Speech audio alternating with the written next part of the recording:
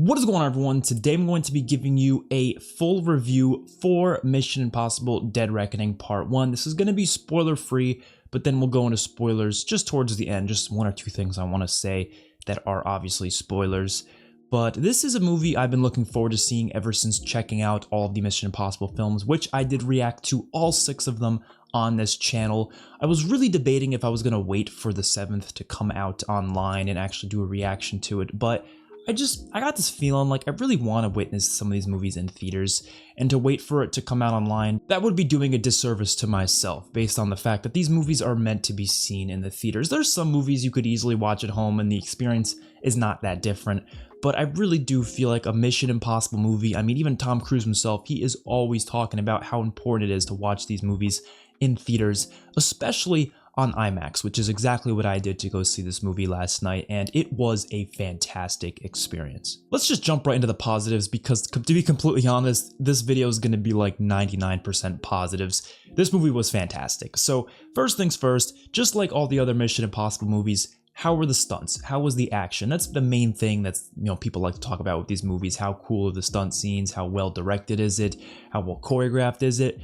And it's pretty much on par with the past couple Mission Impossible films. I don't think it's the best we've ever seen when it comes to the stunt work, but it's definitely up there, especially the one that they were marketing with Tom Cruise, of course, as Ethan Hunt, driving a motorcycle off a ramp, off a mountain, and then parachuting onto a moving train. It was really damn awesome, especially seeing that in IMAX, the way it was shot. And because it's all real, because he's actually doing it, it just makes it feel so much better. And I think a lot of movies need to kind of take notes from this. Obviously, not everyone out there wants to do these crazy stunts. You have to find the right stuntmen to do it. And a lot of times, they obviously won't be able to use the actors that actually play these characters to do it. But when you have someone like Tom Cruise who's willing to do all these crazy things, it just works out perfectly for them. And seeing it real is just so different. You can tell when something's real versus when it's CGI.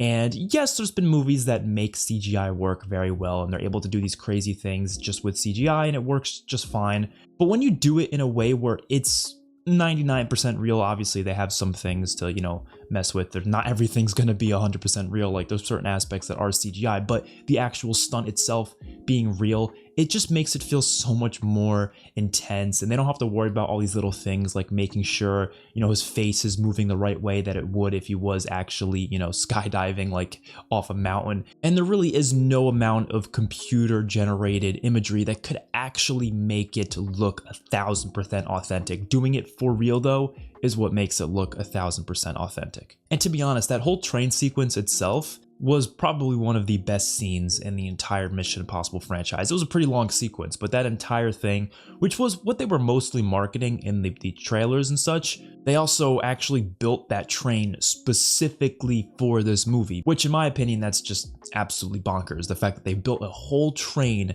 just to do these different scenes with it, because they knew, using a real train would not be very beneficial for them, considering they have to do some damage to it. So I absolutely adored that entire sequence, 100%. That's just something I needed to get out right off the bat and say. But there's a couple other great action scenes in this movie. There's one in particular in Venice on a bridge. I'm not going to go into specifics about what the action scene was, obviously for spoilers, but if you know what I'm talking about, I think it's one of the best scenes in the franchise. And not because of the choreography necessarily or the action itself, but the emotional stakes that this scene has is really high. Probably one of the most nail-biting scenes in the entire franchise. I think my heart was beating the fastest it's ever has in this franchise as well. So you know what I'm talking about, like that scene is just really intense. Absolutely adored it. There's a couple of great car sequences, vehicle chases and such as well. The past couple of movies have been doing a lot of those, and I think they're probably the best we've seen in the franchise as well. So they're really doing a lot of amazing stuff with this movie.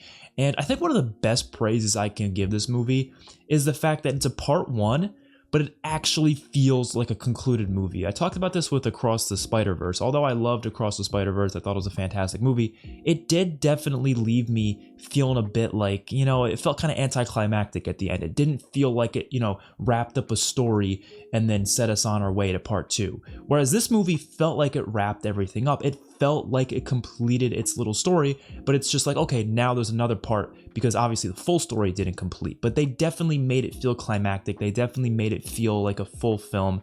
And that is something I really praise this movie about, because a lot of part ones don't do that well. Something I was very shocked to see is that the tone of this movie is actually very similar to the first Mission Impossible. Now that mainly goes for like the first act or so. There's definitely some scenes later on that feel more aligned with the more recent Mission Impossible films, but I do really think that the first bit of this film really does have a similar tone to the first film. It even has some similar directing styles as the first Brian De Palma film. In terms of the characters, of course, you got Ethan, Luther, Benji, and Ilsa all back, and they are fantastic in this movie.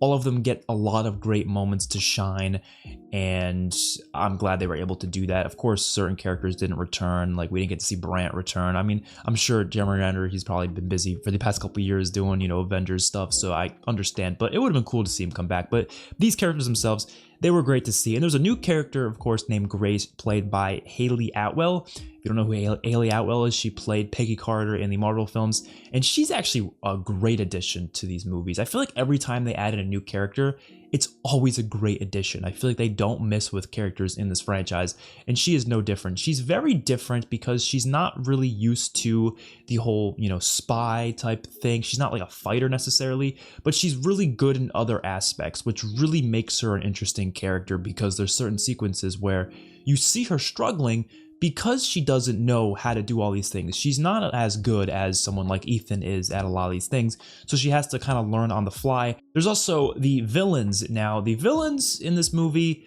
I don't think they're better than the Fallout villains, but I do think they are still incredible, and that is Gabriel and Paris. So I think these are some of the most terrifying villains we've seen, I'll be completely honest, because I was shit my pants every time they were on screen. Just the acting between both of them, the presence of them, and definitely the fight scenes as well were all magnificent. I absolutely adored them, and you understand some of the motivations behind these characters. You don't fully get them until later, but you start to kind of hear them a little bit, and they're kind of similar to other Mission Impossible movies. Let's be real here. I don't think the villains of these movies ever have the most unique motivations ever, but they're usually revolving around world domination of some sort. Let's be real.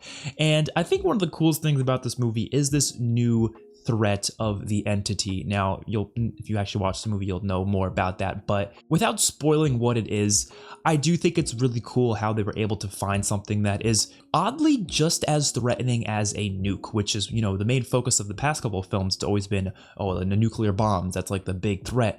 This movie has a completely different threat, but it almost is just as threatening, or even more so in some ways, which is absolutely crazy how they're able to find a device that is even more threatening. I think its place in this movie fits so well based on the fact that these movies are so technology focused, and this threat is very much interconnected with technology, and it works perfectly. And a lot of the conversations we're even having today about AI and what can we actually believe on the internet, what can be faked, what is actually true, how do we know if it's true, those conversations are all touched on in this movie, and I think it makes perfect sense, again, for this franchise, because it's been so technology focused and they've been so reliant on their gadgets throughout pretty much all of these movies. And to have a film where those gadgets are now being compromised is really interesting. Let's get into the negatives now. I quite literally have one thing to say for the negatives. I really can't think of any things to nitpick other than this.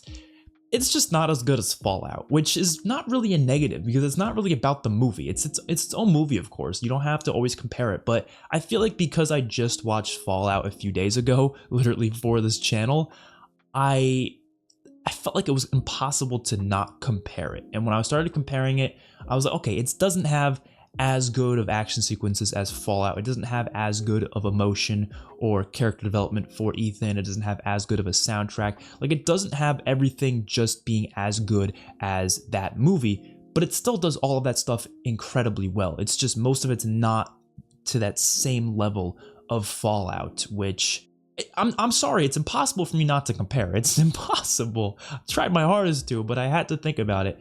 And it doesn't bring my rating for this movie down or anything. It's just something that I thought about while watching this movie? Because of course you go into it hoping it's going to be the best in the franchise, and when it's not, obviously you're like, okay, it's not really a negative, but it's just one of those things I wanted to mention because it was something I could not think about, you know what I mean? So don't take it the wrong way though, it did not bring down the rating whatsoever. I just think it's just not as good as that movie. I just wanted to mention that. For a rating, I'm going to give this a 9.4 out of 10, which I think is the exact same rating I gave to John Wick 4. I think this movie's pretty much on par with John Wick 4.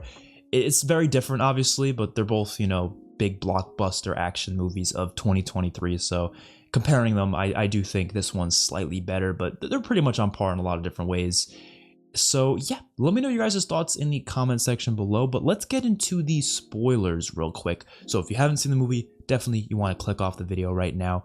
Only thing I want to say for the spoilers, really, I just want to talk about Ilsa Faust and her death scene. So that was the scene, of course, the bridge scene that I was talking about before that I thought was just so incredible.